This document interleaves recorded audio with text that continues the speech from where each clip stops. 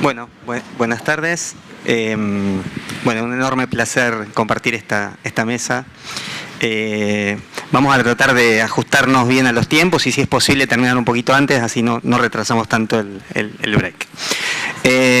Bueno, la aspiración de una medicina personalizada que se ajuste a las demandas de los pacientes como si fuera un traje a medida que prepara un sastre es una especie de metáfora que nosotros los periodistas de salud y de ciencia hemos venido escribiendo o escuchando desde hace bastante tiempo. La pregunta sería ¿qué tan cerca de esa promesa estamos? Si esto ya dejó de ser promesa y empieza a ser una realidad concreta. Pero inicialmente la pregunta para el que quiera responder es ¿qué definiríamos por medicina personalizada o medicina de precisión? Si es el mismo concepto, son sinónimos, por favor, el que quiera. Bueno, ante todo muchas gracias por la invitación. Es un gusto estar en la mesa. Medicina personalizada, si a cualquier persona uno lo sienta en la calle y dice, ¿qué es medicina personalizada? Es diseñar un tratamiento o una metodología para mí, para la persona. Eso es inviable desde el punto de vista fáctico.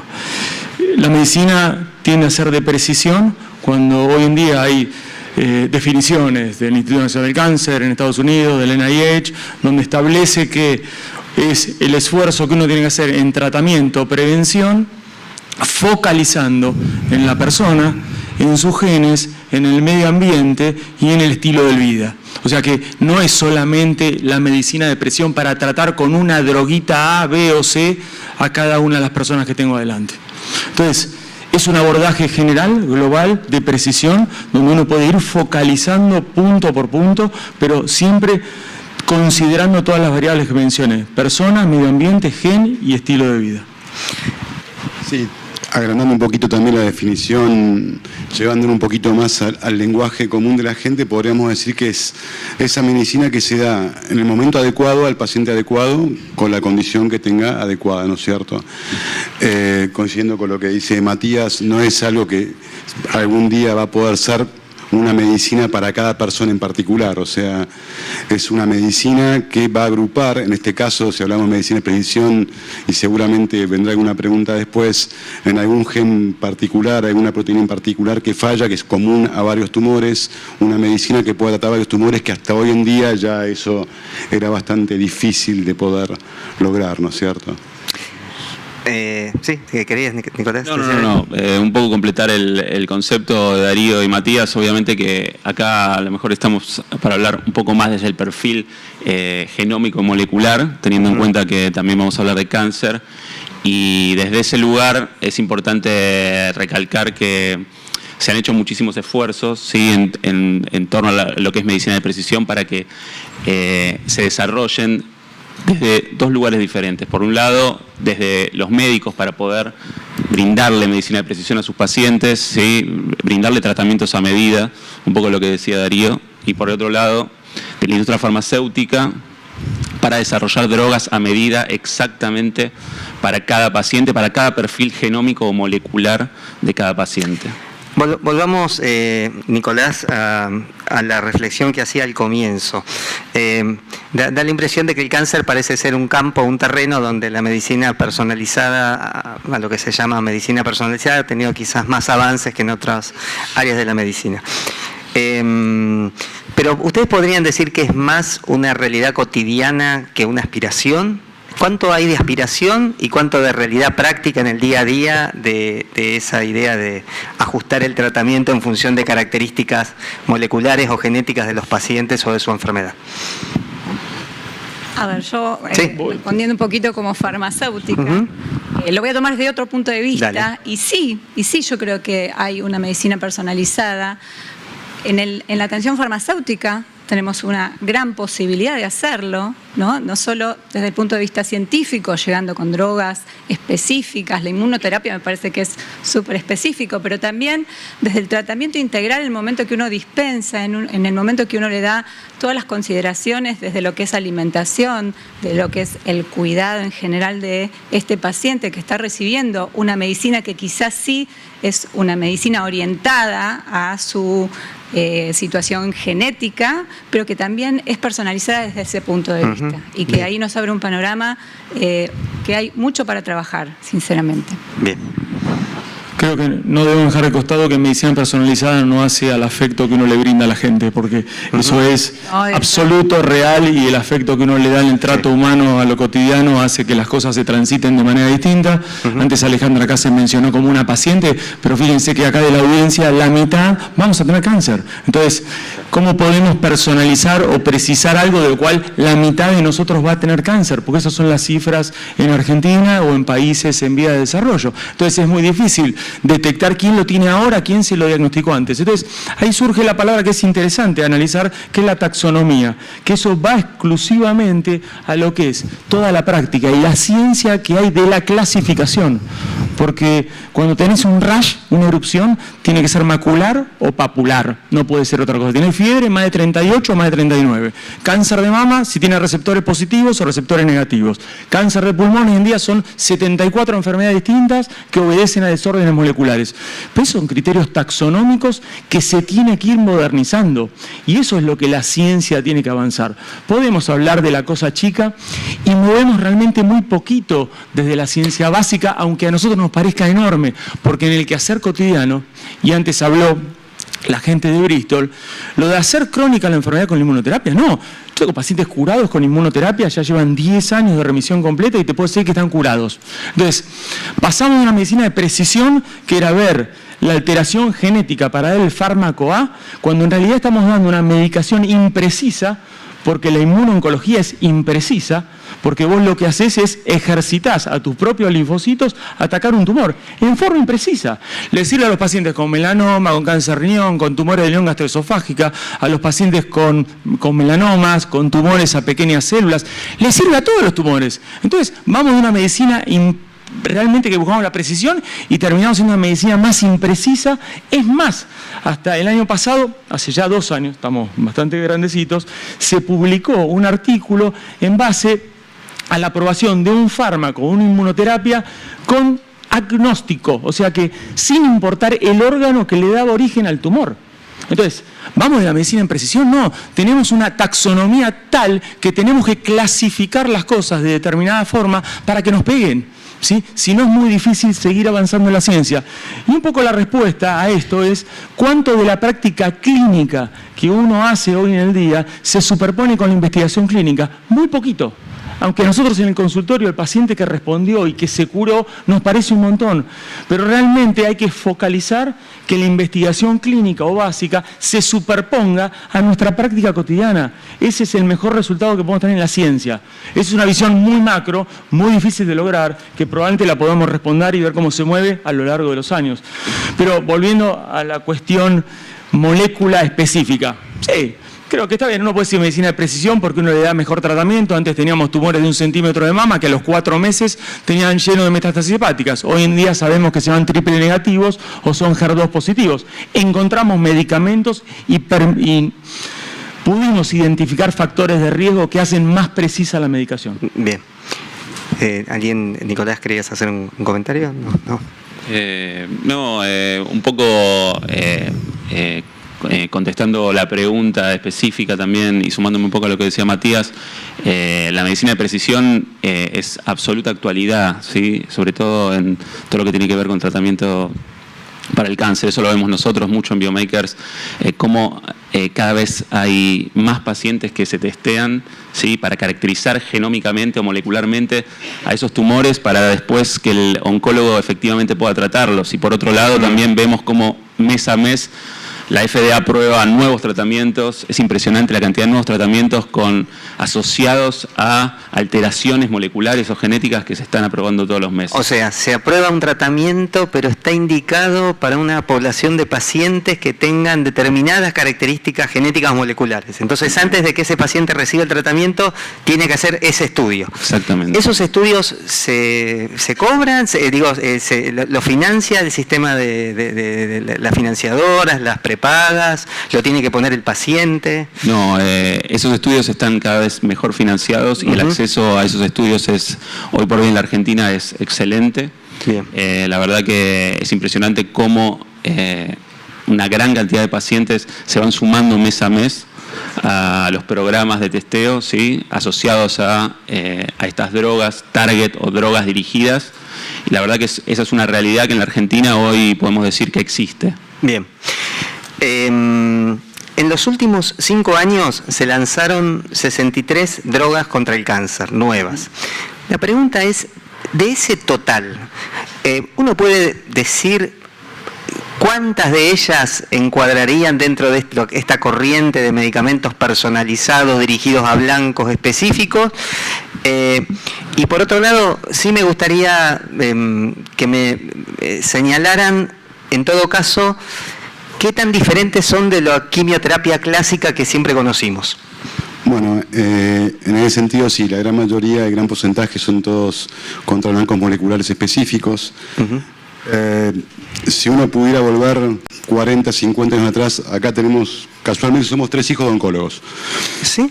Maestros oncólogos, entonces conocemos desde la cuna prácticamente la historia de la oncología. Uh-huh. Y si uno tiene que volver atrás en el tiempo, nuestros padres jamás, yo creo que se hubieran imaginado la velocidad con que se va desarrollando todo, siendo que en la década del 70 la generación de moléculas o de drogas era muy lenta.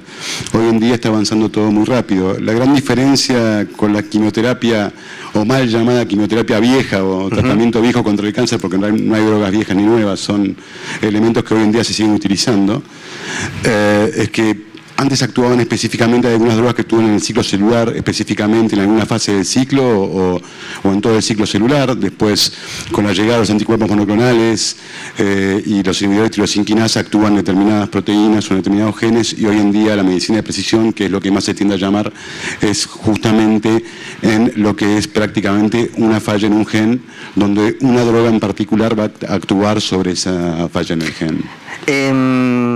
Vos trabajás en Bayer. Sí. ¿Vos nos podés contar un ejemplo de producto que estén a punto de que estén en fase avanzada de desarrollo o lanzamiento, pero de una manera que sea clara, que podamos, no con fórmulas de rutas metabólicas complejas, pero que me puedas explicar en qué medida esa droga que están desarrollando adscribe a este modelo de tratamientos dirigidos a una alteración específica? Bien, hay una molécula que está en estudio, ya está aprobada en Estados Unidos. Uh-huh. Siempre que empezamos a hablar de una droga nueva que llega, no hay que generar esperanzas falsas, ni que los tiempos van a ser cortos ni largos. Eso es lo principal, porque hay gente atrás que está esperando que llegue a lo mejor una medicación lo más rápido posible, y sabemos que esto puede demorar meses, tal vez, o 1 o 2 años más, por más que esté aprobado en Estados Unidos. Esta medicación, esta molécula que está en investigación, actúa en tumores pediátricos y en tumores de adultos. La característica que tiene es que es por vía oral, y para el caso de los pediátricos es un jarabe que se utiliza por vía oral, lo cual para un paciente pediátrico es algo fabuloso. O sea, sí, es muy difícil entender, creo que la mayoría somos padres, y cuando a un hijo nuestro le pasa algo, uno sufre. Imagínense un chiquito con una patología oncológica que tiene que recibir tratamiento de quimioterapia endovenoso, tratamientos a veces bastante difíciles y largos. Esta medicación lo que hace casualmente es, determinadas patologías tienen un gen en común que está errado, por llamarlo de alguna manera, en algunos sarcomas pediátricos, en algunos también tumores neurológicos pediátricos, en cáncer de pulmón en el adulto, en colon en menor medida, en poco porcentaje, cáncer de tiroides, tumor secreto mamario. Hay varios tumores que tienen esta modificación del gen o esta fusión del gen. Esta medicación lo que hace justamente es bloquear esa proteína anómala que genera el gen, ¿sí? Y lo que se han visto es respuestas realmente bastante importantes. Ahora, acá lo central es que vos, estos son varios tipos de cáncer, sí, pero en todos los casos habría que examinar qué proporción de los pacientes tiene esa alteración específica. Exactamente. Porque si no, ese medicamento no funciona. Claro, vendría a ser más o menos parecido. ¿Y qué proporción de los pacientes? Porque a veces son proporciones muy bajas. Uno dice, bueno, para en tal caso 4, 5, 6 tipos de cáncer, pero de repente es para el 5% de los pacientes que tienen ese tipo de cáncer. Los pacientes que, por ejemplo, infantiles que tienen fibrosarcoma infantil, el 90% tienen esta mutación. Ahí sería el 90%. Entonces sería el 90% en ese caso. Si vos lo querés trasladar al cáncer de colon, al cáncer de pulmón, es el 1% de esos pacientes que tienen esa mutación específica. O sea, de los 100, aunque es una enfermedad, cáncer de colon o cáncer de pulmón mucho más prevalente, solamente el 1% se podría beneficiar de este nuevo desarrollo. De este nuevo desarrollo de esta medicación. Te hago uno y después te dejo descansar un poquito, pero aprovecho. Pero porque es interesante, a mí siempre me llamó la atención que parece haber como un cambio de paradigma desde el punto de vista de la industria, porque ahora ustedes se están produciendo, antes los laboratorios farmacéuticos producían un medicamento para cáncer de colon, para el cáncer de pulmón, para, bueno, en fin, distintos tipos de cáncer. Hoy están produciendo un medicamento que tal vez actúa sobre el 1% de esos pacientes, por lo cual da la impresión de que están haciendo medicamentos para un nicho cada vez más chico, para una porción para un mercado mucho más chico, pero preciso. ¿Cómo de alguna manera, cuál es la lógica del negocio detrás de ese yo creo que la lógica no es para el negocio, creo que la lógica es pensando en el paciente. Bien. O sea, y eso trata medicina de precisión, justamente es tratar de cubrir todas las necesidades de los pacientes. La medicina pasó por varias etapas en oncología, en un principio era empírica, después fue más racional y hoy en día es de precisión. Entonces, yo veo correcto que se empiece a generar, a medida que avanza la genómica y la proteómica, empecemos a descubrir todo esto, medicaciones justamente para eso, porque no es que hay medicaciones, sino que hay enfermos. Bien. Matías, ¿vos me podés dar algún ejemplo concreto de cómo cambió estas terapias dirigidas, lo que era la expectativa de un paciente que hace 10 años tenía un determinado diagnóstico y cuál era su pronóstico y cuál es la situación hoy? En ese lapso se puede observar una diferencia. 1946 aparecen las mostazas nitrogenadas, para la guerra. Sí, 1946. Sí. 1976 aparece el platino que cambia la historia de los tumores germinales, tumores de cabeza y cuello. Sí. Sí, 1976. Estamos hablando de la quimioterapia clásica. Sí. Pero también la quimioterapia es blanco específico, porque actúa sobre un paso en el crecimiento de la célula tumoral, habitualmente en el núcleo, en el ADN. O sea, es también específica. La quimioterapia no es inespecífica. Sigue siendo de las terapias que más curan el cáncer, curan los linfomas, curan las leucemias, curan el cáncer de mama, curan el cáncer de colon, curan el cáncer de testículo, curan los tumores de cabeza y cuello. La quimioterapia sigue curando. Entonces, a lo que vos mencionaste antes, de las últimas 60 drogas que se aprobaron en los últimos 3 años, sí, te puedo decir que 2 de las inmunoterapias fueron aprobadas en adyuvancia, que es, una vez que el tumor se extirpa, dar tratamiento postoperatorio para que el paciente se cure más pacientes que antes. Pero en esa cascada apareció el trastuzumab en cáncer de mama, ¿sí? En la década del 90, apareció el ondansetron para que la gente no vomitara en el 95 y cambió la historia de la oncología, porque la gente antes se tenía que internar para hacer la quimioterapia o perdía días de trabajo, como bien hablaron antes. Son sustancias que cambiaron la historia de la medicina y de la oncología. Los factores estimulantes de colonia para que los pacientes no estuviesen neutropénicos permitió curar muchos pacientes pediátricos. Eso es medicación de soporte a la quimioterapia estándar. ¿Qué pasó en los últimos 15 años y cuál es el ejemplo puntual que buscas? Bueno, de la mayoría de los fármacos, la mayoría logra resultados increíbles en tumores históricamente resistentes. Cáncer de pulmón era sinónimo de muerte en menos de 12 meses. Sí. Se encontraron nichos que tienen EGFR mutado, se encontraron nichos con ALK traslocado, RET, BRAF, alteraciones genéticos puntuales. ¿Y qué se logró en ese grupo de pacientes? Porque si vos tenés un tumor cuando venís con la tomografía y tenés enfermedad avanzada, lo primero que decís, doctor, quiero que se me achique y quiero que desaparezca. Entonces, el objetivo primario es que se reduzca. Bueno, se han logrado reducciones en cáncer de pulmón de 50, 60, hasta 70% de los pacientes con realmente mucha carga tumoral que antes no vivían un año. Y esos pacientes hoy tienen segundas o terceras líneas de opción de tratamiento y viven más allá de los 3, 4, 5, 6, 7 años y tienen respondedores prolongados. Entonces, realmente cambió, modificó la historia de pacientes que antes eran incurables, claramente a raíz del conocimiento biomolecular específico. Bien. Pero, cuando uno va a las curvas de sobrevida y dice cuántos pacientes se curan más por el tratamiento nuevo, la respuesta es poca cantidad. Uno logra muchos mejores resultados, reducción de grandes masas y esa reducción dura mucho más tiempo. Eso hace que el sistema tenga muchos más costos que lo que pasaba antes, pero pacientes que antes no estaban ni 12 meses, hoy en día están mucho tiempo. Melanoma, cáncer de riñón, cáncer de mama, realmente ha cambiado la historia de la oncología moderna en enfermedad avanzada. Pero sigue circulando algo que es todavía mucho más costoso, mucho más sencillo y es mucho más preciso, que es el bisturí. El bisturí sí, es el elemento más sencillo, pero también más complejo que puede tener un médico en su mano, porque la mayoría de los tumores de los adultos son sólidos y el tratamiento curativo de precisión en la gran mayoría de los casos es la cirugía. Y un bisturí mal empleado no tiene precio. Entonces, por eso la medicina de precisión no solamente va en el tratamiento específico, sino también va dirigido a la metodología quirúrgica que empleaste y también la medicina de precisión en la prevención, porque si vos haces mala mamografía, estás haciendo una mala medicina. La medicina de precisión también enfoca lo que es la prevención, y si querés abrimos todo el capítulo de lo que es vida saludable. Y vida saludable también es medicina de precisión. No ser sedentario, comer bien, hacer actividad física, no fumar, no tomar alcohol. Sí, o tal vez identificar aquellas personas que podrían ser más propensas a desarrollar determinado tumor y por ende adoptar prácticas o hábitos saludables. Por eso, no lo busques en la medicina de precisión porque te lleva a mecanismos muy simples de pensamiento. Viví sencillamente, viví normal, no fumes, ¿sí?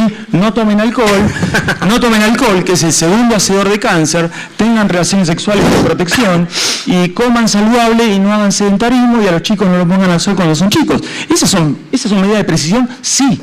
Son medidas de precisión. Son medidas de precisión en que no tenemos que hacer estudios genéticos, nada. No, nada. Y sirven a todos. Y ¿sabés lo que tenemos hoy en día que no teníamos antes? Es capacidad de tener números. La IARC, que es la Agencia Internacional de Investigación en el Cáncer, el año pasado presentó los datos, 18 millones de personas en el mundo van a tener cáncer, de los cuales 9 millones y medio se van a morir del cáncer. 18 millones, 2 millones cáncer de pulmón, 2 millones cáncer de mama, 1 millón y medio cáncer de colon. 2 de esas 3 enfermedades son fácilmente prevenibles, con o sin precisión, con una dieta precisa, ejercicio preciso. Entonces, por eso yo te llevo el tecnicismo. Diagnósticos precisos. Diagnósticos precisos, porque en medicina de precisión se enfoca en todos los rubros, no solamente en la última. Es verdad, uno a veces tiende a perder de vista y se concentra en la maravillosa droga que va derecho y en realidad parece ser un espectro más amplio de intervenciones posibles. Cuando le decís al paciente no puede tomar, no puede estar gordo, no puede comer, dice, doctor, no puedo hacer nada. No, sí, en realidad no, la vida no pasa, la felicidad no pasa solamente por una botella de alcohol. El alcohol es tan hacedor de cáncer como el cigarrillo. Bien. Y está socialmente adaptado. Entonces la medicina de precisión es no chupar. Es más, no hay ni siquiera... la medicina de precisión podría ser no chupar Malbec, pero chupar otro vino. Lo interesante es... Otro varietal. Lo interesante, en Lancet del año pasado mostraron un estudio sobre 29 millones de personas en las cuales fueron evaluadas a ver si el efecto del alcohol tenía alguna injerencia en lo que era el desarrollo del cáncer. Y sí, es la causa de muerte más importante en individuos arriba de 50 años, independientemente de la dosis de alcohol. Un estudio sobre 29 millones de personas. Y lo más simpático es que ya no protege sobre los eventos cardiovasculares que antes sí se creía. ¿Por qué? Porque también es más precisa la estadística. Las variables que se ajustan son mucho más importantes. Y el cáncer también está hecho por el alcohol. Así que si no hay una reunión de amigos y no hay una botella de alcohol en el medio, no es una reunión de amigos. Entonces, bueno, hay que ser preciso. Una reunión de amigos no significa tener una botella de alcohol y un cigarrillo encima. Forbes iba a regalarles a ustedes una botella de vino, pero parece que no va a tener que modificar. Bueno, los antioxidantes del vino tinto no van más. No va más. Nicolás, una pregunta. Ustedes, la empresa que ustedes hacen, que ustedes tienen, hace análisis genéticos moleculares para definir este tratamiento. ¿Vos me podés señalar cierta tendencia de cómo ha crecido la demanda? Porque parece todavía sigue siendo un territorio bastante desconocido y supongo que quizás hasta para muchos médicos puede llegar a ser algo a lo que no están tan acostumbrados. Mira, te cuento un poquito. La demanda es impresionante cómo ha crecido en los últimos años. Sí. Nosotros vemos, por ejemplo, cómo en Biomakers hacemos miles de determinaciones nuevas por mes, no te estoy hablando por año, por mes, miles de determinaciones nuevas en cáncer. Y bueno, te cuento un poquito algo interesante, que fue cuando nosotros fundamos Biomakers, teníamos un desafío dual que era enorme y parecía imposible, ¿sí? El primer punto fue hacer accesible la medicina de precisión para todos los oncólogos. Y cuando digo accesible significa que la puedan incorporar dentro de su práctica diaria, ¿sí? Con sus pacientes. ¿Por qué?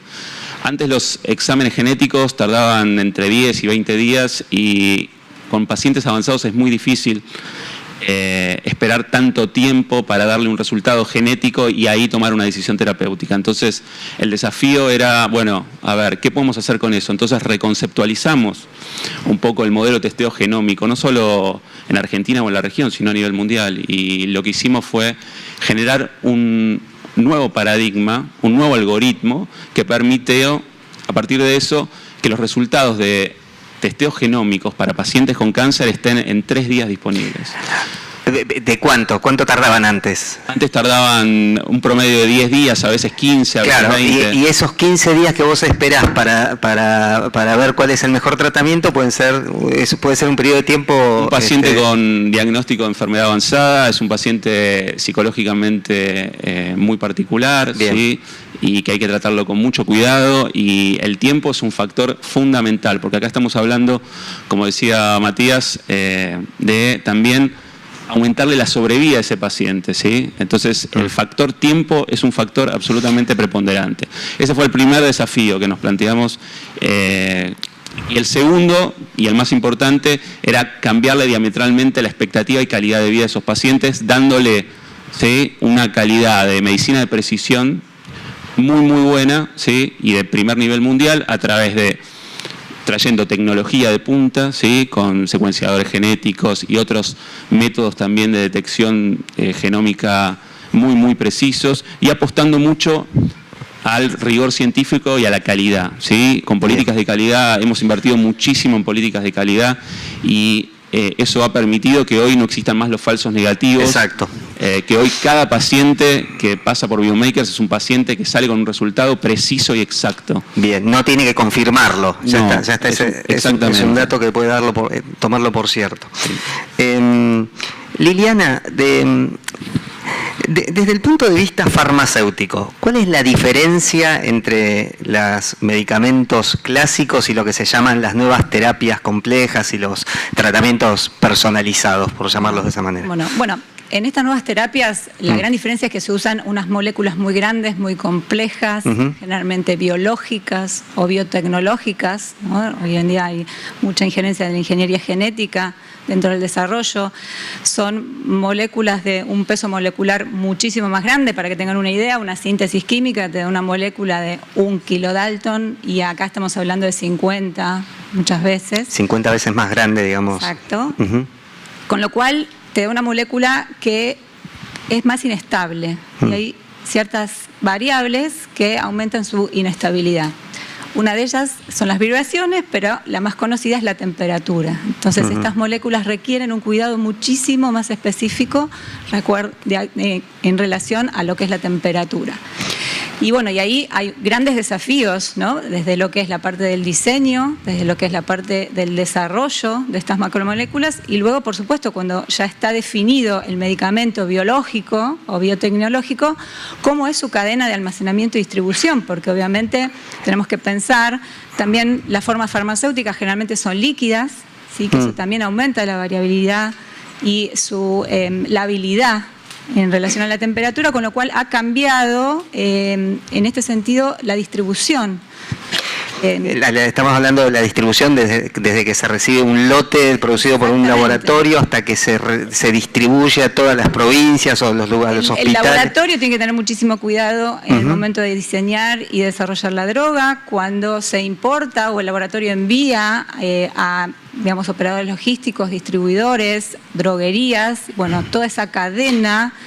Hay que cuidarlo muchísimo, son medicamentos que generalmente requieren una cadena de frío entre 2 y 8 grados, hay otros que resisten temperaturas más altas, de 15 a 25, pero bueno, ha llevado al desarrollo de tecnologías en cuanto a la conservación de la temperatura, siendo activas o pasivas, ¿no? Activas hablamos cuando hay un equipo que puede generar el frío, pasivas cuando hablamos de conservadoras, por ejemplo, donde ahí tuvo que haber una evolución en relación a los refrigerantes que se utilizaban. Años atrás utilizábamos refrigerantes de agua, todos sabemos que el punto, digamos, de fusión es 0 grados, con lo cual ahí había un riesgo muy alto de que puedan llegar a congelarse este tipo de moléculas, con lo cual estamos hablando de una molécula congelada, en muchos casos no sirve más.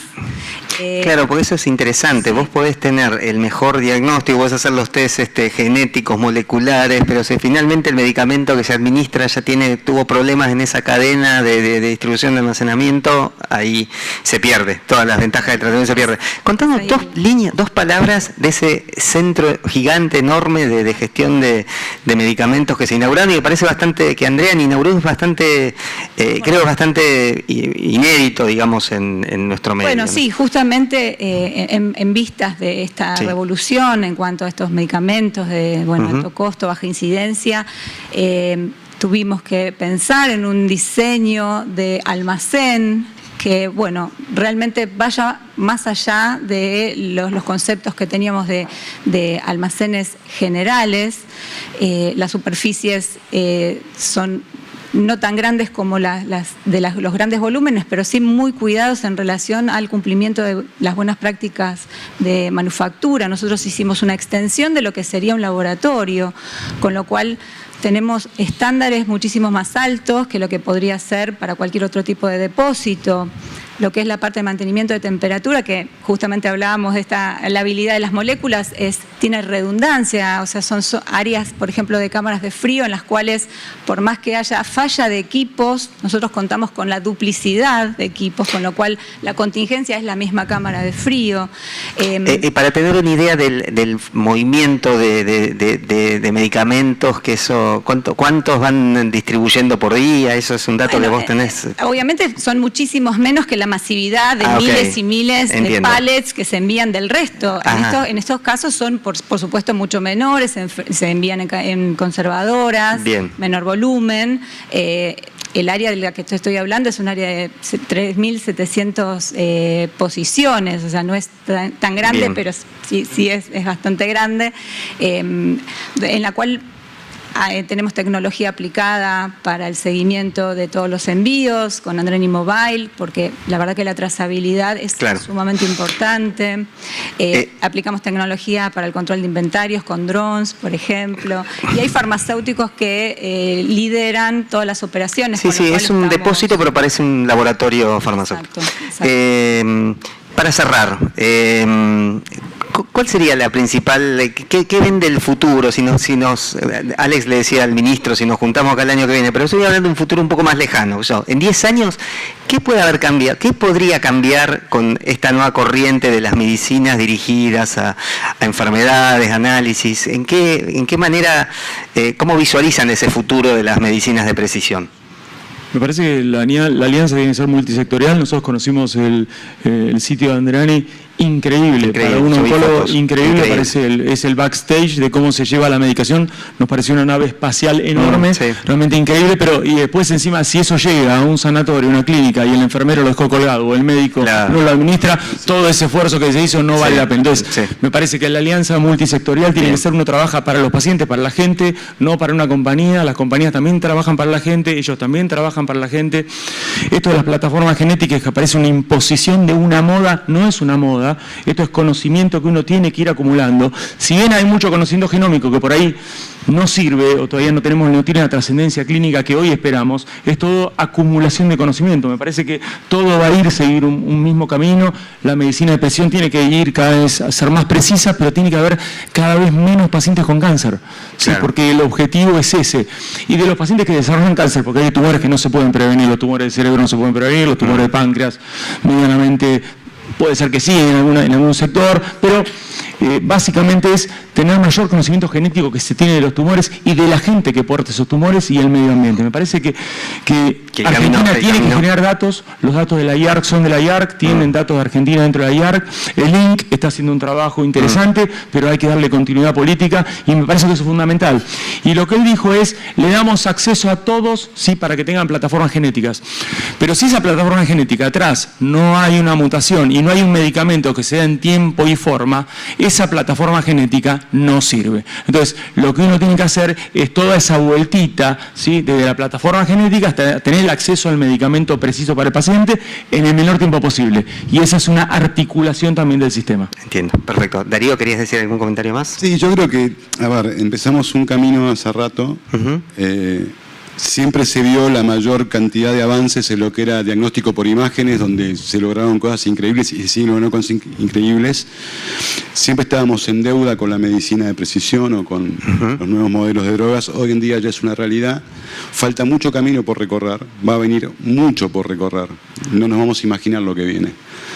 Pero es un poco lo que decía Matías, esto no es un actor solo, o sea, son varios actores pensando en definitiva que en el final de todo esto sacrificio que hacen todas estas personas que están trabajando juntas es que hay una persona que tiene una enfermedad. Porque no es que hay enfermedades, hay pacientes.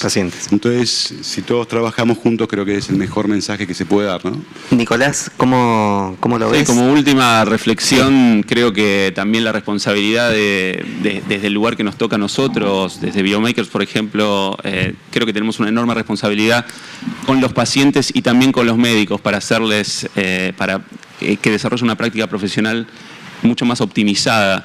Nosotros ahora, por ejemplo, estamos, pusimos a disposición de todos los oncólogos plataformas genómicas predictivas digitales para que puedan concentrar la información clínica, genómica, ¿sí?, del paciente y correlacionarla con variables de la literatura científica, ¿sí?, con datos científicos internacionales, y de esa forma puedan al recibir los resultados también interpretar de una manera mucho más amplia, ¿sí?, y mucho más precisa, y puedan dar una mejor atención también para esos pacientes. Entonces me parece que desde el lugar que nos toca también tenemos una responsabilidad enorme, no solo con los pacientes, sino también en incrementar el nivel de la oncología y de la medicina en general, ¿no? Bien. Liliana, ¿un comentario más de la nave espacial? ¿Va a despegar o va a seguir? La nave espacial despegó hace rato. Nuestro desafío siempre es tratar de buscar las mejores tecnologías para que dentro de la cadena de distribución se pueda asegurar la llegada del medicamento con su